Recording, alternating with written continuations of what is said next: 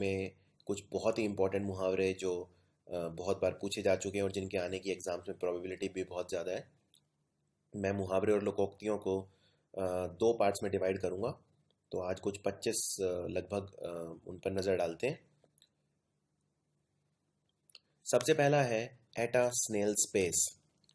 Eight a snail, snail ये diagram में देख सकते हैं, ये छोटा सा जीव, इसको स्नेल बोलते हैं। ये बहुत धीरे धीरे चलता है। तो स्नेल पेस का मतलब है कोई भी काम बहुत धीरे होना। For example, my preparation for exams is going at a snail's pace. इसका मतलब मेरी एग्जाम के लिए प्रिपरेशन बहुत ही धीरे चल रही है। अगला, be in a tight corner. Be in a tight corner मतलब बहुत ही मुसीबत में होना, बहुत ही एक डिफिकल्ट सिचुएशन में होना। जैसा कि डायग्राम में भी आप देख सकते हैं। और देखिए, एक इसमें चीज़ याद रखने वाली ये है, अगर आपको मान लीजिए एग्जाम में कोई मुहावरे का मतलब ना पता हो और चार ऑप्शन दिए हों, तो आप उसको हिंदी में कन्वर्ट कर सकते हैं। अब जैसे मान लीजिए be in a tight corner का मतलब क्या हो सकता है। अगर मैं इसको हिंदी में इसका अनुवाद करूं, तो यानी मान लीजिए ये कोई गली है, या ये कोई पतली सी गली है और आप इसमें खड़े हैं, यानी ऑफ कोर्स आप मुसीबत में हैं, आप इतना कंफर्टेबल नहीं हैं। तो एटलीस्ट आप अब अगर किसी भी मुहावरे को अंग्रेजी से हिंदी में उसका अनुवाद करते हैं, तो आपको एक थोड़ा सा आइडिया हो जाएगा और आप एटलीस्ट चार में से दो ऑप्शन तो बाहर निकाल ही पाएंगे। मान लीजिए अगर इसके ऑप्शंस में एक ऑप्शन ये होता कि आप बहुत खुश हैं, वेरी हैप्पी, तो क्या ये ऑप्शन इसका आंसर पॉसिबल आंसर हो सकता था? नहीं, ये नहीं हो सकता था। तो इसको आप एटलीस्ट निकाल सकते थे। अगर आप चार में से दो भी ऑप्शन ऐसे निकाल दें, तो उसमें आपका 50% चांस बन जाएगा कि आंसर ठीक होने का। तो इसीलिए इडियम्स एंड फ्रेजेस वाले जो क्वेश्चंस हैं वो आपको हमेशा ट्राई करने चाहिए। अगला है to cry for the moon. Cry for the moon मतलब जैसे अगर चांद के लिए रोना, अगर मान लीजिए बच्चा चांद के लिए रोता है, इसका मतलब कोई ऐसी कुछ ऐसा मांग लेना जो दूसरे के लिए देना बहुत ही बिल्कुल मुश्किल हो या इम्पॉसिबल हो। To cry for the moon. Cock and bull story. Cock and bull story वो होती है जो आप खड़े खड़े बना देते हैं, कुछ भी बनावटी कहानी जिस पर विश्वास नहीं किया जाना चाहिए। मान लीजिए आप किसी सिचुएशन में फंस जाते हैं और उससे बाहर निकलने के लिए आप कोई स्टोरी बना देते हैं खड़े खड़े बनावटी, तो उसको बोलते हैं cock and bull story. A cat and dog life. Cat and dog life मतलब दो या दो से ज़्यादा लोग जब हमेशा लड़ाई करते रहते हैं। जैसे अगर आप एक कैट और एक डॉग को साथ छोड़ देंगे तो वो क्या करेंगे, ऑफ कोर्स वो लड़ाई ही होगी उनमें। तो इसी तरह से life full of quarrel. Quarrel मतलब होता है फाइट या ऑल्टरकेशन या आर्ग्यूमेंट। ये थोड़ा सा मुश्किल है। Have a card up one's sleeve. Sleeve मतलब बाजू। अगर आप बाजू में एक कार्ड छुपा लेते हैं, इसका मतलब क्या है। जैसे इसको हिंदी में बोलते हैं तुरुप का पत्ता। तुरुप का पत्ता यानी इक्के इक्के का पत्ता। अगर मान लीजिए आप, कई बार इसको हम ये भी बोलते हैं have an S card up one sleeve. अगर आप एस कार्ड यानी इक्के को आप अपनी बाजू में छुपा लेते हैं, तो उसका मतलब होगा आपके पास कोई सीक्रेट प्लान है जो आप वक्त आने पर सबको दिखाएंगे। तो कोई भी सीक्रेट प्लान एक रिजर्व में होना यानी have a card up one's sleeve. ये एक बहुत कॉमन और बहुत ही ब्यूटीफुल एक्सप्रेशन है, to call a spade a spade.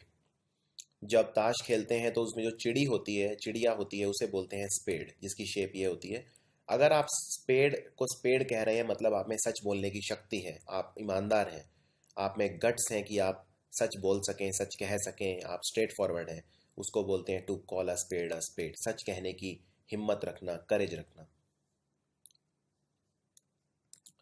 To break the ice मतलब साइलेंस को तोड़ना। जैसे मान लीजिए दो लोग अगर आपस में साथ बैठे हैं और एक दूसरे से बात नहीं कर रहे हैं, तो अगर मान लीजिए इस डायग्राम को अगर मैं देखूं, इस फोटो को, तो इसमें ये लड़का मान लीजिए इससे बात करना चाह रहा है लेकिन नहीं बोल पा रहा है, अचानक कुछ कहता है, तो यानी कि ही ब्रेक्स द साइलेंस या ही breaks the ice. To smell a rat. Smell a rat मतलब शक करना कि कुछ गलत हो रहा है, यानी कि दाल में कुछ काला है। उसको अंग्रेजी में बोलते हैं टू स्मेल अ रैट। आप इसमें एक और एक्सप्रेशन यूज कर सकते हैं, देयर इज समथिंग फिशी। अगर मैं बोलता हूँ देयर इज समथिंग फिशी, मुझे कुछ फिशी लग रहा है, यानी कुछ दाल में काला है। This is again a very very beautiful idiom जिसको बोलते हैं read between the lines. Read between the lines मतलब छुपा हुआ मतलब निकालना, कोई हिडन मीनिंग निकालना। जैसे मान लीजिए अगर कोई नेता कोई स्पीच दे रहा है, तो अगर मैं बोलता हूँ कि जो ये शब्द बोल रहा है आप शब्दों पर मत जाइए, शब्दों के पीछे जो ये कहना चाह रहा है वो पकड़ने की कोशिश कीजिए, यानी try to read between the lines, छुपा हुआ मतलब निकालिए। ये एक बहुत कॉमन एक्सप्रेशन है, रेन कैट्स एंड डॉग्स। इसका मतलब बहुत तेज बारिश होना, मतलब ऐसा लगेगा आपको कि it is raining cats and dogs, इतनी तेज बारिश हो रही है। तो rain cats and dogs. Lock stock and barrel, एक मूवी भी आई थी जिसका नाम था lock stocking and two smoking barrels. खैर लॉक स्टॉक एंड बैरल का मतलब होता है कंप्लीटली, यानी एकदम पूरा। जैसे फॉर एग्जांपल अगर कोई मुझसे पूछता है कि ये दुकान किसकी है, कौन इसका मालिक है, तो मैं बोलता हूँ ये दुकान पूरी तरह से मेरी है, यानी 100% इस पे कब्जा मेरा है। So I own this shop, lock stock and barrels. To die in harness मतलब बिल्कुल अपने, जब तक आपकी डेथ हो तब तक काम करते रहना।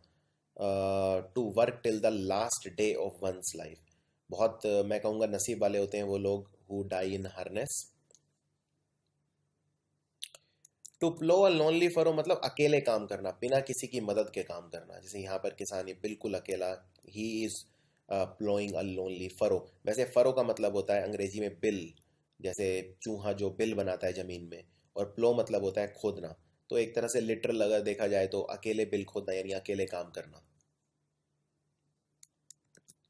डेयर डेविल, देखिए डेयर अगर कोई करता है, डेयरिंग अगर कोई पर्सन बहुत डेयरिंग है, यानी क्या इसका मतलब, क्या इसका मतलब वो बहुत गट्सी है, उसमें बहुत ज़्यादा गट्स है, वो रिजल्ट्स की परवाह नहीं करता।